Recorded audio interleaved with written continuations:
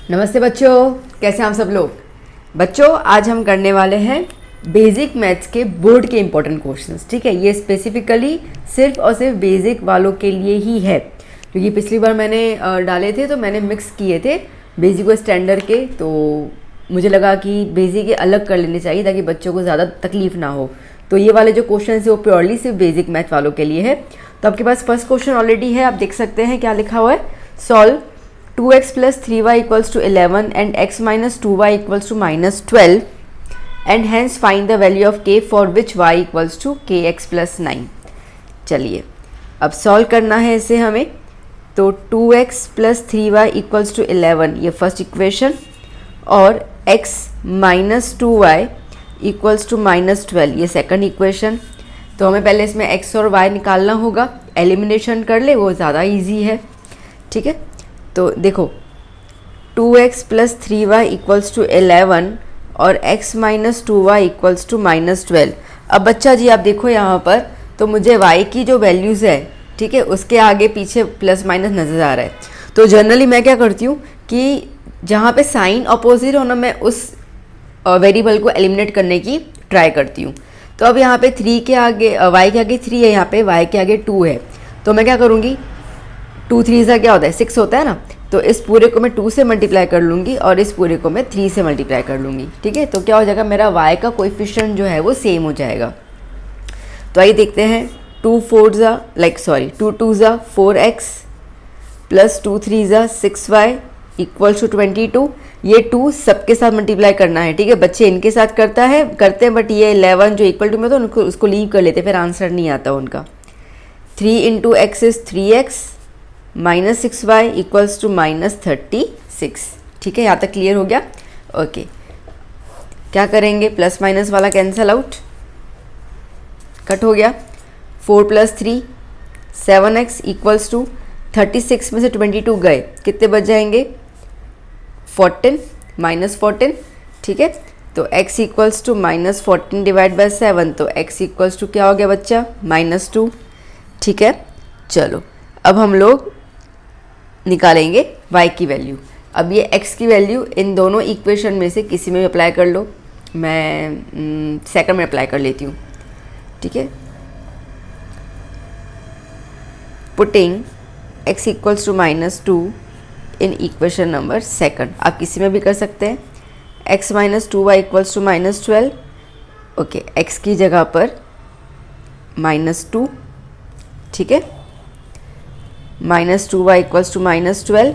Okay, ये -2 जो है उसको यहाँ पे ले लूँ, तो क्या हो जाएगा, -2y इक्वल्स टू -12। ये -2 यहाँ पे आया तो +2, तो -2y इक्वल्स टू -10। ठीक है, minus minus cancel out, so 2y equals to 10, तो y इज इक्वल्स टू क्या हो गया, 5। ओके, तो y की वैल्यू भी आ गई।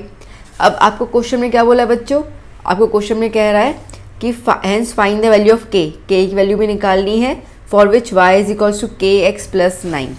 तो आपको y is equals to kx plus 9 दिया है इक्वेशन। ठीक है, और इसके अंदर आपको k निकालना है, और आसान है। y हमने 5 निकाला, वो अप्लाई कर लोगे, x हमने -2 लिखा, वो अप्लाई कर लोगे, +9। तो 5 is equals to k into -2 is -2k plus 9। Calculation याद करना बच्चे, पता नहीं क्यों क्या कर लेंगे, -2 + 9 7 लिख कर फिर सॉल्व करेंगे, ऐसा नहीं होता है, ये मल्टीप्लाई में है। चलो, तो ये 9 को यहाँ पे शिफ्ट कर लूँ, तो 5 - 9 equals to -2k, -4 equals to -2k, minus minus cancel out, 4/2 equals to k, तो k की वैल्यू क्या आ गई, 2। ठीक है बच्चा, आया समझ में, आसान था। चलिए चलते हैं नेक्स्ट क्वेश्चन की ओर। आई बच्चा, question number second. In a circle of diameter 42 centimetre an arc subtends an angle of 60 degree at the centre. ठीक है, तो सेंटर का डिग्री आपको दिया हुआ है, डायमीटर दिया हुआ है। Find area of sector, area of segment, length of the arc. ठीक है, देखो बच्चा, अब जो जो दिया है पहले लिख देंगे हम लोग। आपको डायमीटर दिया हुआ है 42 सेंटीमीटर, तो रेडियस क्या हो जाएगा, 42 divide by 2 that is 21 centimetre. इतना क्लियर। थीटा आपको दिया हुआ है 60 डिग्री। ठीक है। अब सबसे पहले कहा है एरिया ऑफ सेक्टर। देखो अगर उन्हें स्पेसिफाई नहीं किया है तो आप माइनर सेक्टर ही निकालोगे, क्योंकि मेजर के लिए they will give you the form that find the area of major sector, ऐसे बोलेंगे। अगर मेजर या माइनर नहीं लिखा है दैट मीन्स कि आपको माइनर ही निकालना है, जिसका फॉर्मूला है पाई आर स्क्वायर थीटा अपॉन 360।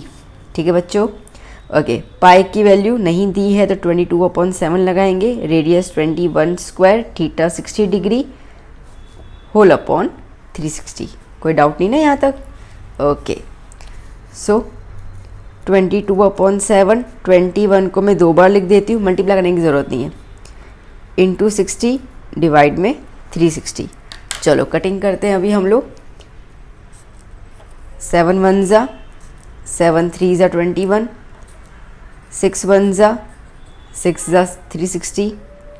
ठीक है, ओके, मतलब 61 ज़ा और 60 यहाँ पर, 3 1 ज़ा 3 2 ज़ा, ओके, 2 1 ज़ा 2 11 ज़ा। बात पकड़ में आ गई, ऑलमोस्ट सब कटिंग हो गया। अब देखते हैं क्या बच गया। क्या बच गया हमारे पास, एक तो ये 11, देन ये 21, नीचे कुछ भी नहीं है। ठीक है, तो दैट्स इट। अब बस मल्टीप्लाई कर लो, कितना हो जाएगा यहाँ पर। 21 को अगर हम 11 से मल्टीप्लाई करते हैं तो हो जाएगा 231 सेंटीमीटर स्क्वायर। ठीक है बच्चा, क्लियर? ओके, अब सेकंड निकालना है area of segment. Okay, turn the page, ये रहा। ओके, अब एरिया ऑफ सेगमेंट, इसका मतलब कि एरिया ऑफ माइनर सेगमेंट की ही बात कर रहे हैं ये। ठीक है, तो एरिया ऑफ माइनर सेगमेंट का फॉर्मूला क्या होता है बेटा? Area of circle, sorry, area of minor sector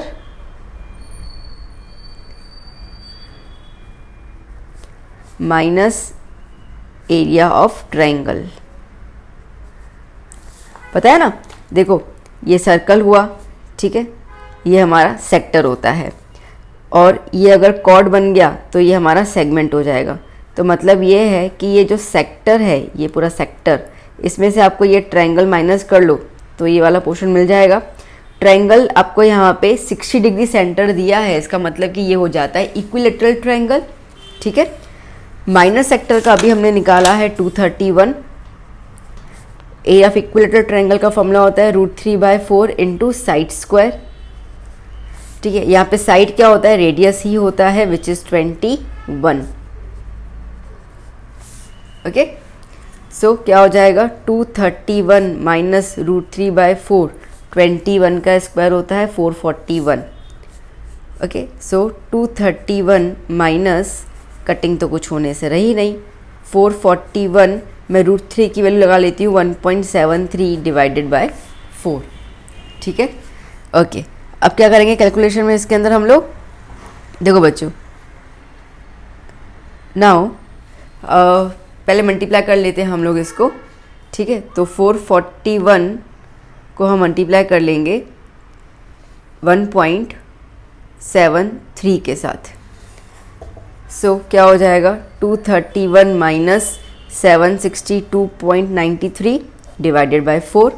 ठीक है, अब 4 से जब डिवाइड कर लेंगे तो हमें आंसर मिल जाएगा 231 माइनस 190.7325। ठीक है, ओके। अब इसको अगर हम लोग 231 से माइनस कर लेंगे तो हमें आंसर मिल जाएगा 40.2675 सेंटीमीटर स्क्वायर। ठीक है, ये आ गया area of minor segment. Done बच्चों, क्लियर? ओके, नाउ थर्ड वाला आपसे पूछा गया था लेंथ ऑफ आर्क निकालो। लेंथ ऑफ आर्क का फॉर्मूला होता है पाई आर थीटा अपॉन 180। ठीक है, ओके। पाई आर थीटा, पाई के लिए 22/7, आर 21, थीटा 60, अपॉन में क्या हो जाएगा 180। बच्चों फॉर्मूलास आई होप आपको सारी लर्न होंगी, नहीं तो कर देना। 0 0 कैंसिल, 1 ज़ा 3 ज़ा, 3 1 ज़ा 3 7 ज़ा 7 7 कैंसिल। कितना हो गया बच्चों? 22। अब लेंथ बोला है, इसके लिए सेंटीमीटर लगाओगे, स्क्वायर नहीं लगाओगे। ठीक है बच्चों, आया समझ में? चलो नेक्स्ट क्वेश्चन। ओके बच्चों, थर्ड क्वेश्चन क्या कह रहा है? Find the coordinates of the points of trisection of the line segment joining 4 -1 and -2 -3। ठीक है, ये ऑलमोस्ट बच्चों मैं आपको 3 मार्क वाले क्वेश्चन अभी मैंने ये वाले लिए हैं। ठीक है, चलो तो पहले एक लाइन बना देते हैं ए बी, ए के 4, -1 और बी के कोऑर्डिनेट्स -2, -3 ले लेते हैं। Find the coordinates of the points of trisection. Trisection, try मतलब 3, सेक्शन मतलब कि एक एक इक्वल पार्ट। तो इसका मतलब कि ये लाइन को हमें 3 हिस्सों में काटना है। तो ये एक हिस्सा हो गया और ये दूसरा हिस्सा हो गया ना। ये ए से लेकर पी तक एक हिस्सा, पी से क्यू दूसरा हिस्सा और क्यू से बी तीसरा हिस्सा। ठीक है, that's what is called trisection. अब ट्राइसेक्शन है, इसका मतलब कि इनका रेशियो जो है वो बेटा सेम होगा, तो 1:1:1। इतना क्लियर हो गया। हमें पी क्यू के कोऑर्डिनेट्स निकालने हैं, तो पी के एक्स वाई ले लेती हूँ और क्यू के एक्स डैश वाई डैश ले लेती हूँ। ठीक है, ओके। अब बच्चों क्या करोगे इसके अंदर, पहले आप ना पी के निकालो। ओके, तो क्या होगा, to find coordinates of P. ठीक है, पी के हमें कोऑर्डिनेट्स निकालने हैं। तो क्या करना, फिर से एक लाइन ड्रॉ कर लेना बेटा। ठीक है, A 4, -1, B -2, -3, यहाँ पे P रख दिया x, y। अब देखो बच्चों ध्यान से, यहाँ पे A से लेकर P तक का क्या रेशियो लिखा है मैंने, 1। ओके, और P से लेकर B तक का क्या रेशियो हो जाएगा बेटा, P से लेकर B तक का क्या हो जाएगा, 1 + 1 कितना हो जाएगा, 2। ठीक है, तो यहाँ से आपको क्या हो गया, m की वैल्यू 1 मिल गई और n की वैल्यू 2 मिल गई। बहुत आसान है। यहाँ पे x के हम लोग x1 y1 लेते हैं और b के लिए हम लोग x2 y2 ले लेते हैं। ठीक है, तो हमारे पास सेक्शन फॉर्मूला में जो भी चाहिए होता है ना, सब कुछ मिल गया। तो अब लगाते हैं section formula. So p x, y is equals to m x2 plus n x1 upon m plus n, comma m y2 plus n y1 upon m plus n। ठीक है, सो m की वैल्यू 1 आपके सामने ही है, x2 क्या choose किया है हमने, -2, प्लस n की वैल्यू 2 और x1 क्या है बच्चा, 4। ओके, m प्लस n मतलब कि 1 + 2, m की वैल्यू 1, y की वैल्यू -3 प्लस n की वैल्यू 2, y1 की value -1 upon m plus n मतलब कि 1 + 2। ठीक है, चलो 1 × -2 plus 2 4 8 upon 3, 1 × -3 minus, okay, plus minus 2 1 2 upon 3। ठीक है, ये है P x, y। So P x, y equals to 8 में से 2 गया 6 अपॉन 3, ये हो जाएगा -5 अपॉन 3। ओके, 3 1 3 2 तो आपको p के जो कोऑर्डिनेट्स मिल गए वो मिल गए 2, -5 अपॉन 3। इतना क्लियर हुआ, आया ना समझ बच्चों? सेक्शन फॉर्मूला में मैंने आपको इतने सारे सम सिखाए हैं और जो बच्चे मेरे वीडियोस देखते हैं उनको तो याद हो ही चुका कैसे करना है। अब ये जस्ट एक मैंने तरीका बताया। अब आपको क्यू के कोऑर्डिनेट्स भी निकालने हैं। ठीक है, तो इसके लिए अभी हम क्या लेंगे, ए क्यू बी। ठीक है, पी नहीं लेंगे हम लोग।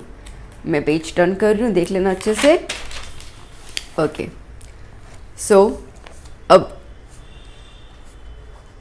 To find coordinates of Q. ठीक है, सो ए क्यू बी, ए को क्यू को हमने एक्स डैश वाई डैश लिया था। ए की वैल्यू एक बार मैं चेक कर लूँ, 4 -1 और बी की वैल्यू -2 -3। ठीक है, ओके, अब वही चीज़ करेंगे यहाँ पर। देखो ए से लेकर क्यू तक जाओ तो कितने 1 आ रहे हैं, 2 1 आ रहे हैं, मतलब ये क्या हो गया 1 + 1 2। ठीक है, तो इसका मतलब कि ये रेशियो 2 है और ये रेशियो 1 है। तो यहाँ पे m हो गया 2, n हो गया 1, ये हो गया x1 y1 x2 y2। ठीक है, चलिए सेक्शन फॉर्मूला लगा देते हैं अभी हम लोग।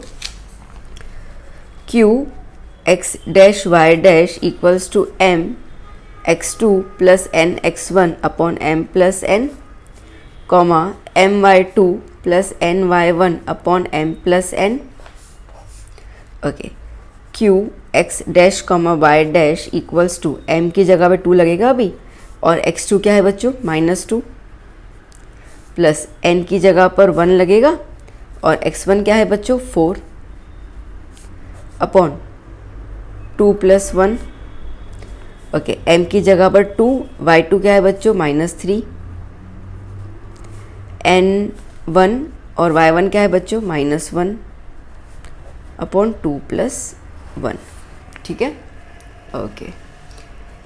Now 2 × -2 -4 plus 1 × 4 4 upon 3, 2 × -3 -6 plus minus minus 1 × 1 1 upon 3।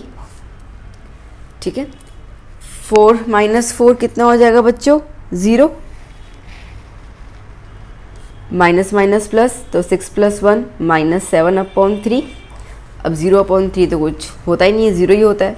तो q x dash y dash की वैल्यू क्या आ गई 0, -7/3। ठीक है, आया बच्चों समझ में, इजी था ना। चलो नेक्स्ट क्वेश्चन, 4th क्वेश्चन बच्चों। The cost of fencing a circular field at the rate of ₹12 per metre is 2640। ठीक है, the field is to be ploughed at the rate of ₹2.5 per metre square, find the cost of ploughing the field. क्या बोल रहा है बच्चों, वही कह रहा है कि the cost of fencing a circular field at the rate of ₹12 per metre is 2640। ठीक है, एक सर्कुलर फील्ड है बच्चों, ठीक है, और इस सर्कुलर फील्ड के आगे आपको फेंसिंग लगानी है। ठीक है, वायर लगानी है, पता है ना वायर लगाते हैं। अब आप देखो, आप मेरे हाथ को देखो तो मैं क्या कर रही हूँ, पूरा यूँ वायर लगा रही हूँ। तो मैं वायर कहाँ पे लगा रही हूँ, बाउंड्री पे लगा रही हूँ, है ना।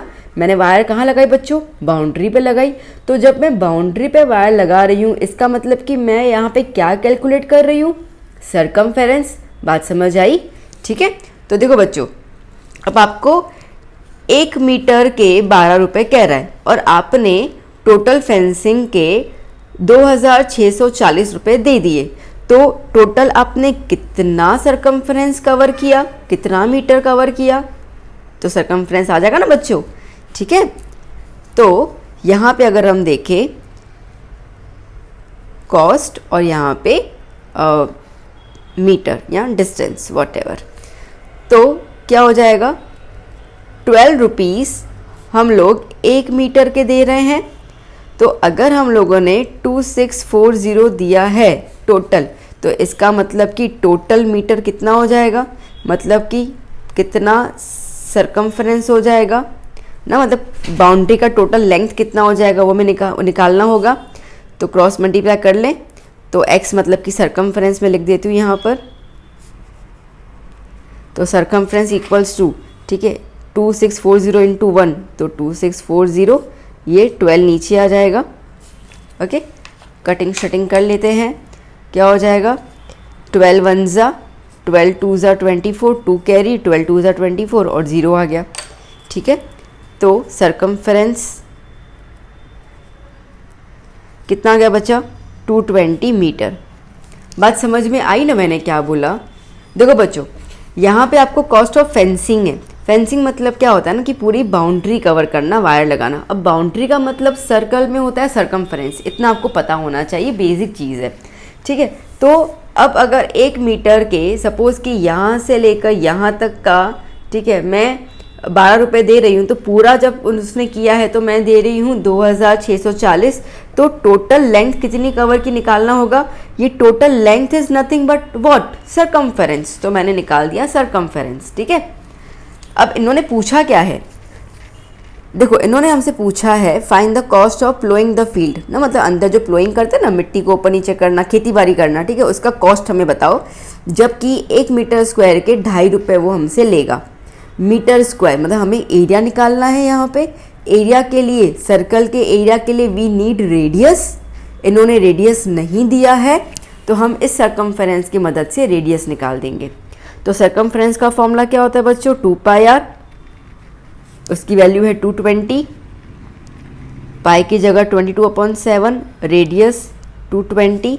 रेडियस को यहीं रहने दो बच्चों, ये जो बाकी सारी चीज़ें हैं उसको आप इक्वल टू में शिफ्ट कर लो। तो कैसे करोगे, जो अपॉन होता है वो इक्वल टू में मल्टीप्लाई में चला जाता है और जो ऊपर मल्टीप्लाई में होते हैं वो नीचे की तरफ डिवाइड में आ जाते हैं। ठीक है, बेसिक चीज़। 22 1 जा 22 10 जा 2 1 जा 2 5 जा। ठीक है, तो बच्चों रेडियस कितना हो गया, 35 मीटर। ओके, अब एरिया निकालें। चलो टर्न कर लेते हैं पेज।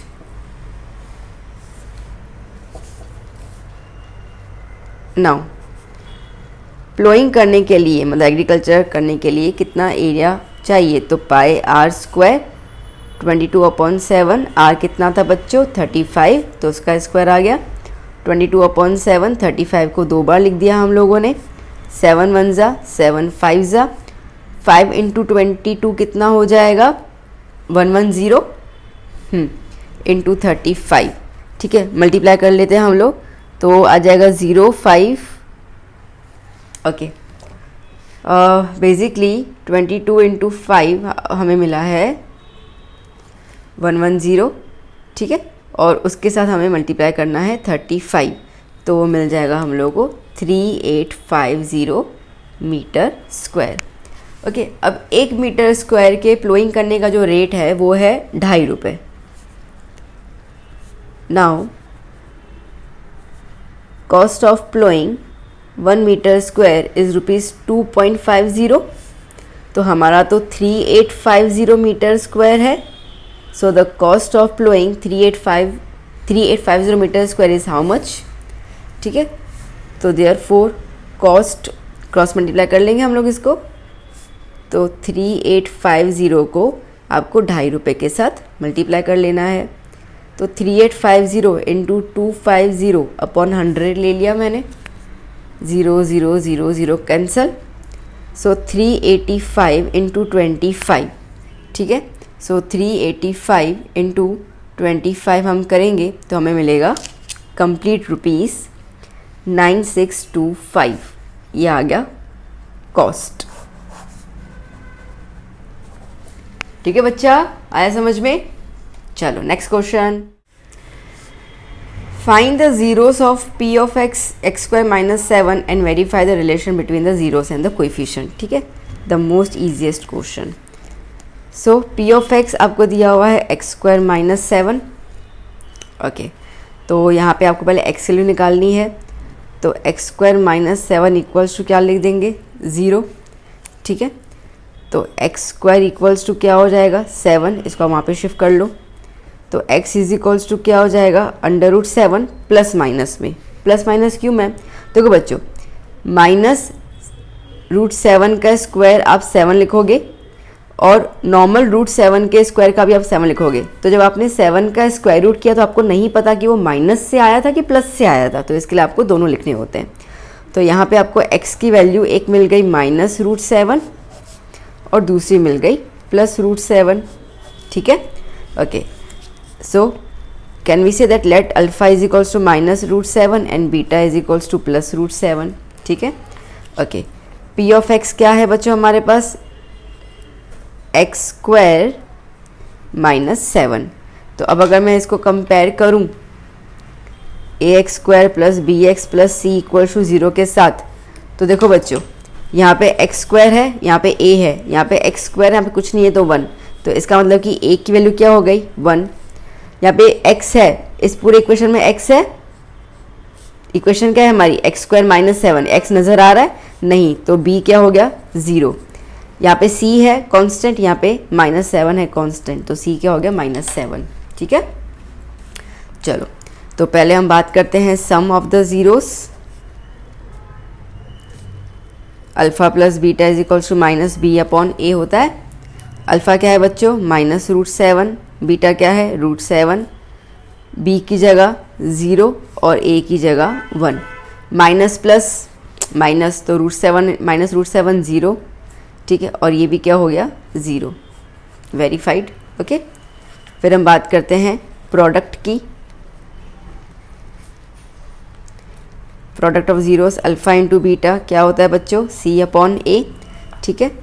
तो अल्फ़ा है -√7, बीटा है √7, c है -7 अपॉन 1, ठीक है। √7 इंटू √7, जब सेम रूट्स होते हैं तो सिंपल नंबर आ जाता है, माइनस की साइन आएगी। यहाँ पर भी क्या हुआ बच्चा, -7 हो गया वेरीफाई, यस इजीली वेरीफाइड, ठीक है। ऐसे सम्स आने वाले हैं बेसिक वाले बच्चों, तो पेपर फोड़ के आना क्योंकि बहुत इजी है। नेक्स्ट क्वेश्चन, आइए बच्चों 6 क्वेश्चन कर लेते हैं हम लोग। क्या कह रहा है, a toy is in the form of a cone of radius 3.5 centimetre mounted on a hemisphere of same radius. मतलब कि ये है आपका हेमिस्फीयर, ठीक है, और इसके ऊपर आपने कोन रखा हुआ है, दोनों का रेडियस सेम है 3.5 centimetre. The total height of the toy is 15.5 centimetre. Total इसकी जो हाइट है वो 15.5 सेंटीमीटर बोली गई है, तो आपको इसका टोटल सरफेस एरिया निकालना है टॉय का, ठीक है। तो देखो पहले तो आपको जो भी सॉलिड्स दिए हुए ना उसके बारे में लिख दो। तो यहाँ पे आपको कोन दिया हुआ है जिसका रेडियस है 3.5 सेंटीमीटर, हेमिस्फीयर का भी वही रेडियस है 3.5 सेंटीमीटर, ठीक है, कोई दिक्कत नहीं है। ओके, अब आप ज़रा ध्यान से देखो तो हेमिस्फीयर में कभी हाइट होती है क्या, नहीं होती है ना, पर कोन में तो होती है। तो ये कोन की हाइट है, बट ये कितनी हाइट है, टोटल तो हमें 15.5 दिया हुआ है। देखो बच्चों ये सेंटर हुआ हेमिस्फीयर का, तो ये सेंटर से, ठीक है, जब आप कोई भी लाइन ड्रॉ करते हो पॉइंट पर तो उसको हम रेडियस कहते हैं। तो ये कितना हो गया 3.5, टोटल हाइट 15.5 है, तो ये जो रेडियस 3.5 है वो मैं हटा दूँ तो मुझे कोन की हाइट मिल जाएगी। क्या बोलते हो, बात समझ आई है ना। सो कोन की हाइट क्या हो जाएगी, 15.5 में से 3.5 को हटा दो तो कितना हो जाएगा हमारे पास 12। ओके, कितना हो जाएगा हमारे पास 12 सेंटीमीटर। ओके, अब इन्होंने हमें बोला है कि find the total surface area of the toy. बच्चा टॉय का सरफेस एरिया निकालना है सी से, और कोन का और हेमिस्फीयर का हमें टी से नहीं निकालना, ठीक है, याद कर लेना। Total surface area of the toy मैंने आपको बीच में भी एक वीडियो में बताया था, मैं दोबारा बता रही हूँ। मैं आप टी से तभी यूज़ करना जब आपको सॉलिड या ब्लॉक वर्ड दिया जाए, ठीक है, क्योंकि बच्चे कंफ्यूज हो ही जाते हैं, उनको ऐसा लगता है कि टोटल सरफेस बोला है तो हमें इनका टी से निकाल के प्लस करना है। ये गलती मत करना, ठीक है। जब तक आपको क्वेश्चन के अंदर सॉलिड या तो ब्लॉक ऐसा कुछ वर्ड नहीं दिया जाता है तब तक आप टी से उस सॉलिड उस फिगर का नहीं लगाओगे, ठीक है बच्चों। ओके, तो अब टी से निकालना सी से निकालना है। तो सी से निकालने के लिए जो फॉर्मूला होता है कोन का होता है πr/l। मुझे आर और एच है पर एल नहीं है, तो पहले मैं पाइथागोरस की मदद से एल निकालूंगी। तो फॉर्मूला क्या होता है, l² = h² + r², ठीक है। तो l इज़ लाइक 12² + 3.5², ठीक है। 12 का स्क्वायर कितना होता है बच्चों 144, और 3.5 का स्क्वायर होता है 25.12, ठीक है। तो ये आ गया हमारे पास ठीक है 12.25, और 144 को पहले मुझे प्लस करना पड़ेगा, ये आ जाता है 156.25, ठीक है। अब देखो L 156.25 का हमें निकालना है स्क्वायर रूट, ठीक है। तो 0.25 का तो 5 हो जाएगा पीछे। 156 किसको मल्टीप्लाई करके आता है, 12 × 13 को मल्टीप्लाई करो तो 156 आ जाता है, ठीक है। 156 12 × 13 को मल्टीप्लाई करो 156, तो छोटा वाला क्या है 12 है, तो इसका आंसर क्या होगा 12.5 सेंटीमीटर। ओके, एल आ गया। ओके, नाउ अब हमें करना है, क्या करना है, टी से निकालना है पूरे टॉय का। So TSA of toy is equals to क्या हो जाएगा, CSA of cone plus CSA of hemisphere. CSA of cone is pi r l और CSA of hemisphere is 2 pi r square. ठीक है, मैं पाई और आर कॉमन निकाल रही हूँ क्योंकि वैल्यूज़ दोनों की सेम है। तो L प्लस 2, पाई बाहर आ गया, आर 2 है तो एक अंदर रह गया। ठीक है, पाई की वैल्यू 22/7, रेडियस आपको 3.5 दिया हुआ है, L हमने निकाला 12.5, 2 रेडियस कितना है 3.5। ठीक है, सारी की सारी वैल्यू सप्लाई कर ली हम लोगों ने। चलिए कैलकुलेशन कर लेते हैं अभी हम लोग। 22/7 3.5 में डेसिमल नीचे रिमूव कर दूं 35, 12.5 प्लस कितना हो जाएगा 7। ठीक है, ओके 22/7 इंटू 35/10 इंटू 12.5 में 7 प्लस करें तो कितना हो जाएगा 19.5।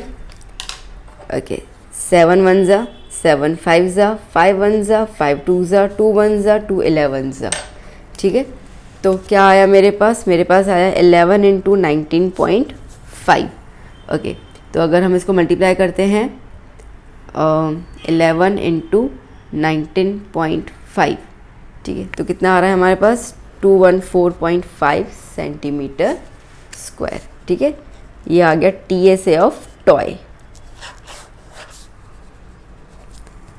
कोई डाउट, शक नहीं ना? चलो शाबाश, चलते हैं नेक्स्ट क्वेश्चन की ओर। आइए बच्चों 7th क्वेश्चन देख लेते हैं। Find the area of triangle whose vertices are PQR आपको दिया हुआ है। ठीक है, P 1, -1, Q -4, और R -3, -5। इसको मैं x1 y1 ले लेती हूँ, इसको x2 y2 और इसको x3 y3। ठीक है, ट्रायंगल है ना तो 3 वर्टाइसेस तो आते ही हैं। सो एरिया ऑफ ट्रायंगल का फॉर्मूला क्या होता है बच्चों, हाफ मोड x1, यहाँ पे 1 आया ना तो y2 से स्टार्ट होगा, y2 - y3।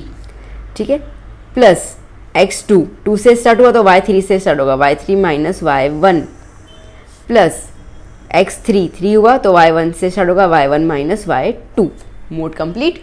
ठीक है, okay, so now area is equals to half. x1 की वैल्यू क्या है बच्चों 1, y2 की वैल्यू क्या है 6, माइनस y3 की वैल्यू क्या है -5। ओके, प्लस x2 क्या है -4, y3 क्या है -5 और y1 क्या है, ओके y1 क्या है -1, -1। वैल्यू समझ में आ रही है बच्चा कैसे डाल रही हूँ, मैं भी सिर्फ वैल्यूज पुट कर रही हूँ। x3 क्या है -3, जहाँ माइनस यहाँ पे ब्रैकेट लगा दी ताकि मैं कंफ्यूज ना हूँ साइन को लेकर। y1 क्या है -1 माइनस y2 क्या है 6। Mode complete. ठीक है, हम ये मोड इसके लगाते हैं क्योंकि एरिया कभी भी नेगेटिव में नहीं आता है, तो जब मोड में अगर आंसर नेगेटिव में आएगा तो उसको हम पॉजिटिव लिख सकते हैं। इसके लिए 1 माइनस प्लस 11 आ गया। ठीक है, प्लस -4, देखो बच्चों माइनस प्लस, ठीक है, माइनस प्लस तो ये +1 हो गया, ये -5 है तो -5 + 1 -4, तो यहाँ पे मैं -4 लिख देती हूँ, plus -3 minus plus 1 + 6 7, sign minus की आएगी। ठीक है, now half 1 × 11 = 11। Okay, minus plus but sign तो माइनस की आएगी तो प्लस माइनस 16। ओके, प्लस 16 हो जाएगा ना, हाँ मैं क्या गलती कर रही हूँ, ये रहा माइनस प्लस। ठीक है, तो 4 4 = 16, यहाँ पर माइनस प्लस तो 3 7 = 21। ठीक है, इन सबको प्लस कर लेते हैं हम लोग।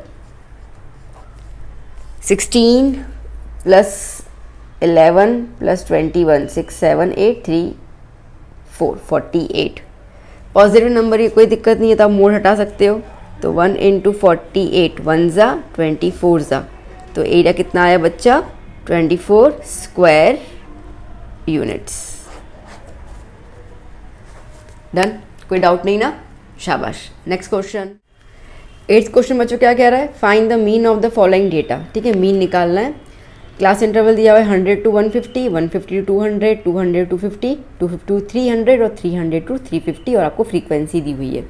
देखो बच्चों, मैंने आपको पिछले वीडियोस में स्टेप डेविएशन मेथड काफ़ी बार मैंने करवा लिया है, यूआई वाला जो मेथड होता है ना। तो आज मैं सोच रही हूँ कि आपको मैं अज्यूम मीन मेथड करवाऊँ। ठीक है, वो मैंने आपको 1 या 2 बार ही करवाया होगा, ज़्यादा नहीं करवाया होगा, बट वो यूआई वाला मैंने काफ़ी बार करवा दिया है आपको, तो मुझे पता है कि आपको वो तो आता ही होगा। तो अब मीन निकालना है तो सबसे पहले तो एक्स निकालना ही होगा। ठीक है, और एक्स का फॉर्मूला क्या होता है बच्चा, upper limit plus lower limit divide by 2, इनको प्लस करके डिवाइड बाय 2 कर लेते हैं हम लोग। ठीक है, तो 150 प्लस 100 करोगे तो आंसर आएगा 250, 250 को आप डिवाइड करोगे 2 से तो आपको आंसर आएगा 125।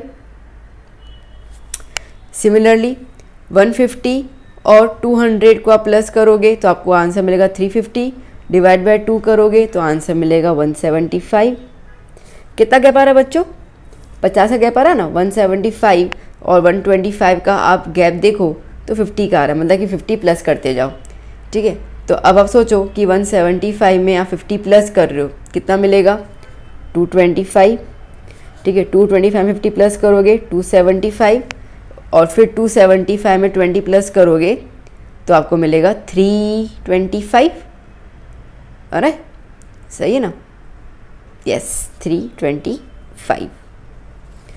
ओके, एक्स आई आ गया। अब निकाल रहे हैं हम लोग डी आई।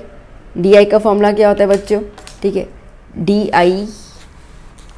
आई का फॉर्मूला होता है एक्स आई माइनस ए, एक्स आई माइनस ए। अब आपको ये जो आपने निकाला उसमें से कोई भी एक को आप ए अज्यूम कर लो, मैं जनरली मिडल वाले को करती हूँ। हो गया ए अज्यूम। फॉर्मूला क्या है, x I minus A, x I is 125। ठीक है बच्चों, 125 में से आपने ए क्या अज्यूम किया 225, तो उसको सब्ट्रैक्ट कर लो, क्या हो जाएगा -100। ठीक है, फिर 175 उसमें से भी 225 सब्ट्रैक्ट कर लो, कितना हो जाएगा -50। ठीक है, ये तो ज़ीरो हो जाएगा, ये कितना हो जाएगा 100 ही हो जाएगा ना। देखो 50, 275 इसका कितना गैप है 50 का, और यहाँ पे कितना गैप है 100 का। हो गया। ओके, अब हम निकालेंगे F I into D I, मतलब मल्टीप्लाई करेंगे। तो 100 into 4 is -400 -250, 12 into 0 is 0, 2 into 50 is 100 और ये कितना हो गया 200। ठीक है, चलो अब ना हमारे पास क्या करना होता है, हमें निकालना होता है सिग्मा एफ आई डी आई, मतलब प्लस करना है। प्लस करने का मतलब ही ऊपर वाले इकट्ठे प्लस कर लो। ठीक है, तो कितना हो जाएगा -650 हो जाएगा बच्चों। देखो 400 प्लस 200 600, 600 में और 50 प्लस करो तो 650, और 100 प्लस 200 कितना हो जाएगा 300, माइनस प्लस माइनस। ठीक है, 600 में से 300 गए तो 300, 50 और निकालो तो कितना हो जाएगा 250। बात समझ आ रही है ना। अरे ये तो कैलकुलेशन है, मेंटली आपको जैसे करना हो कर लो, कोई दिक्कत नहीं है। ठीक है, क्या हो जाएगा 650 में से अगर आप 300 निकालते हो तो आपको मिलेगा 650 में से 600 में से आपने 350 नॉट 250, माइनस में आ गया। ठीक है, और फ्रीक्वेंसी प्लस करेंगे सिग्मा एफ आई के लिए, तो क्या है 4 + 5 9। ठीक है, 9 + 12 कितना हो जाएगा 9 + 12 21, 21 + 2 + 2 4। ठीक है, कितना हो जाएगा 25। डन। चलिए फॉर्मूला लगा देते हैं, x bar is equals to a plus sigma F I D I upon sigma F I. ठीक है, a अपन ने स्टार्ट किया है, अज्यूम किया 225, sigma F I D I -350 plus sigma F आई 25। ठीक है, चलो सो 225 प्लस माइनस -350 अपॉन 25। ओके, अब इजी तरीका क्या है, इजी तरीका ये कि 350 को पहले आप 25 से डिवाइड कर दो तो आपको मिलेगा 14। ठीक है, फिर 225 में से ये 14 जो है वो माइनस कर दो, कितना मिलेगा -211। ओके, सॉरी प्लस 211, तो आपका आंसर कितना आया 211। Done, clear, okay. चलिए एक और क्वेश्चन कर लेते हैं। अभी बच्चों नेक्स्ट क्वेश्चन है फाइंड द मीडियन। ये सारे 3 मार्क वाले हैं बच्चों। क्लास इंटरवल 0 to 10, 10 to 20 दिया हुआ है, फ्रीक्वेंसी दिया हुआ है। अब मीडियन के लिए सबसे पहले आपको निकालना होगा CF, that is cumulative frequency. उसके लिए आपको क्या करना होता है बच्चों, प्लस करना होता है। तो पहला तो एज इट इज आया 5, इसके बाद इसको प्लस कर लो, तो 5 + 8 कितना होता है 13, ठीक है। फिर 13 को नेक्स्ट 20 से प्लस कर लेना है, कितना हो जाएगा 33, ठीक है। फिर 33 को आप प्लस करोगे किसके साथ, 15 के साथ, तो कितना हो जाएगा बच्चों 48, है ना। इसको इसका प्लस करना है। अब 48 को प्लस करोगे 7 के साथ, तो कितना हो जाएगा बच्चों 55, हाँ ठीक है। 55 + 5 करोगे तो कितना हो गया बच्चों 60, ओके। अच्छा, अब आपको पता होगा कि ये वैल्यू जो आती है और इनका प्लस यहाँ पे आप करोगे तो सेम आती है, तो ये जो सिग्मा Fi है वो भी 60 ही हुआ, ओके। चलिए अब मीडियन का फॉर्मूला क्या होता है बच्चों, median is equals to L + n/2 - CF upon F into H, ठीक है, ओके। सो नाउ पहले वैल्यूज़ लिख देते हैं हम लोग। अब वैल्यूज़ के लिए पहले आपको n/2 की ज़रूरत पड़ जाएगी। n कितना है, जो सिग्मा Fi होता है उतना ही n होता है 60, तो n/2 कितना हो गया बच्चा 60/2 दैट इज़ 30, है ना, ओके। अब आप क्या देखोगे बेटा 30 n/2 से जस्ट ग्रेटर CF कौन सा है, n/2 कितना आया 30, 30 से जस्ट ग्रेटर 33 है ये, बस इसको आप ब्लॉक कर दो, ब्लॉक कर दिया। अब वैल्यूज़ लिखते जाओ, ठीक है। तो ये जो होगा वो CF हो जाएगा, जो आपका चूज़ करते हो ना उसके ऊपर वाला CF होता है। ये हो गया आपका F, ये 20 हो गया L, और गैप जितना है 20 और 30 का गैप उतना आपको मिलेगा H, दैट इज़ 10। तो यहाँ पे हम लिख देते हैं पहले, ओके, L 20, ठीक है, CF 13, F 20 और H कितना है 10, ओके। चलो अप्लाई कर लें वैल्यूज अभी। So median is equals to L की जगह 20 + 30, n/2 क्या होता है 30, CF कितना है 13, F कितना है 20 और H कितना हुआ 10, ओके। ये 0 0 कैंसिल आउट, ओके। 30 में से 13 गया, कितना बच जाएगा हमारे पास 30 में से 13 गया ना, ठीक है, तो 17/2। अब ये तो परफेक्ट है ही नहीं डिविजिबल, तो पॉइंट में आंसर आएगा कितना हो जाएगा 8.5, तो 20 + 8.5, तो मीडियन कितना हो गया बच्चों 28.5, ठीक है, आसान था। चलो एक और क्वेश्चन कर लेते हैं। अभी बच्चों लास्ट क्वेश्चन इस वीडियो का हम कर लेते हैं, ठीक है। चलिए, so if A 1,2, B 4,5, C 4,y, C x,6 और D 3,5 are the vertices of a parallelogram. Okay, तो आपको पैरेललोग्राम दिया हुआ है और आपको कह रहे हैं कि ये ऑर्डर में है, तो A B C D, ठीक है। तो A कितना है 1,2, B कितना है 4,y, C x,6 और D 3,5। अब बच्चों ये वाला सम ना मैं आपको कम से कम 2 से 3 बार तो मिनिमम सिखा ही चुकी हूँ, गाला में भी, ठीक है, और पिछले जो 2 वीडियोस डाले थे उसमें भी एक बार तो ये सम आया ही था, ठीक है, इसी तरह का ही था। तो अगर आपने वीडियो देखा तो आपको पता चल चुका कैसा करना है, नहीं तो ये देख लीजिएगा। मेरे यहाँ पे बोलने का मतलब ऐसा है बेटा कि ये जो क्वेश्चन है ना मैं अपने मन से नहीं चूज़ कर रही हूँ, ठीक है।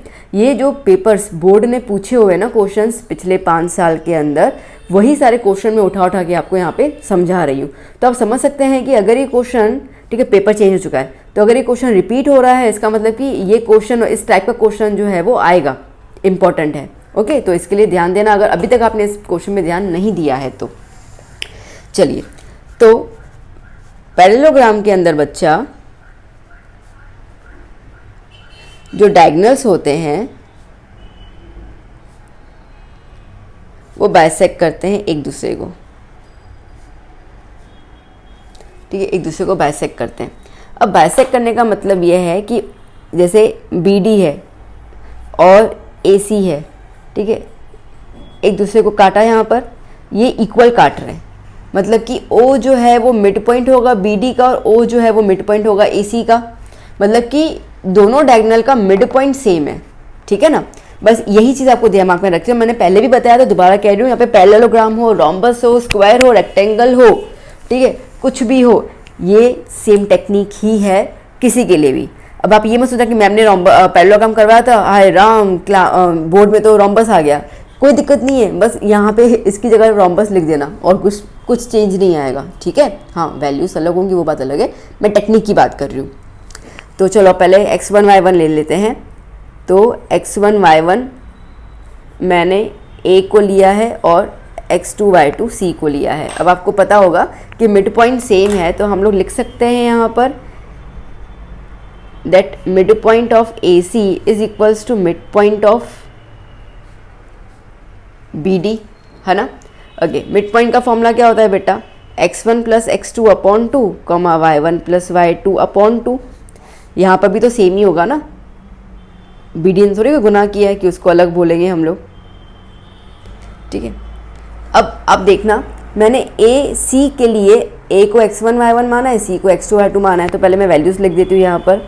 x1 की जगह पे 1, x2 की जगह पर x अपॉन 2, ठीक है, y1 की जगह पर 2 और y2 की जगह पर 6 अपॉन 2। क्लियर ना। यहाँ पर भी x1 y1 है और कोई दिक्कत नहीं है, अभी BD आया ना, ठीक है। तो ये जो B है इसके कोऑर्डिनेट्स को x1 y1 मान लेती हूँ और ये जो D है इसके कोऑर्डिनेट्स को x2 y2 मान लेती हूँ मैं, ठीक है। और अब जैसे यहाँ पे x1 है तो B का x1 कितना है 4, फिर x2 आया तो D का x2 कितना है 3 अपॉन 2, y1 का y2 का 5 अपॉन 2। मुझे पता है दिख नहीं रहा, बट मैं आपको वैल्यूज़ बता रही हूँ, इसके लिए दिखा नहीं पा रही हूँ। अब दिखा ना, ठीक है, मैंने लिख दिया आपको। चलिए 1 plus x upon 2 comma 6 plus 2 8 upon 2, 4 plus 3 7 upon 2 comma y plus 5 upon 2, ठीक है। कटिंग वटिंग करने की भी कोई ज़रूरत है नहीं, अपन इक्वेट कर लेंगे। इक्वेट मतलब क्या है, इक्वेट का मतलब है कि कॉमा के ये वाला पोर्शन और कॉमा के पहले वाले को इक्वल ले लेंगे और बाद वाले को इक्वल ले लेंगे।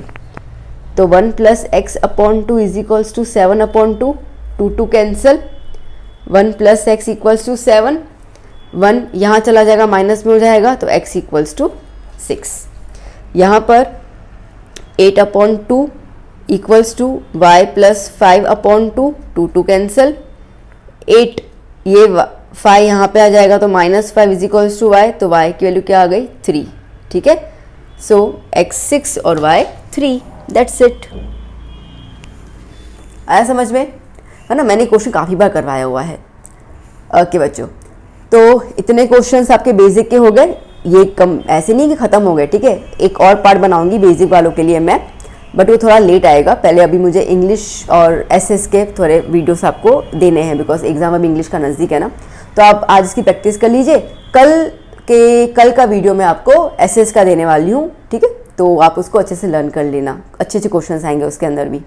तो चलो बच्चों, मिलते हैं अभी हम लोग नेक्स्ट क्लास में नए वीडियो के साथ, नए लेक्चर के साथ और नए इन्फॉर्मेशन के साथ। वीडियो कैसा लगा हो ज़रूर बताइएगा और लाइक कीजिएगा, अपने फ्रेंड्स को रिकमेंड कीजिए, सब्सक्राइब कीजिएगा अपने चैनल अभी सब्सक्राइब नहीं किया है तो। अभी भी बहुत सारा मटेरियल आना बाकी है, अभी तो आपके एग्ज़ाम तक मैं आपके साथ रहूँगी, 28 मार्च के एग्ज़ाम तक मैं आपके साथ हूँ, ठीक है। तो आपके जो भी मटेरियल है मैं आपको प्रोवाइड करती जाऊँगी, तो मेरे साथ जुड़े रहिए। तो चलो बच्चों, पढ़ते रहिए, मस्त रहिए, बाय बाय, टेक केयर।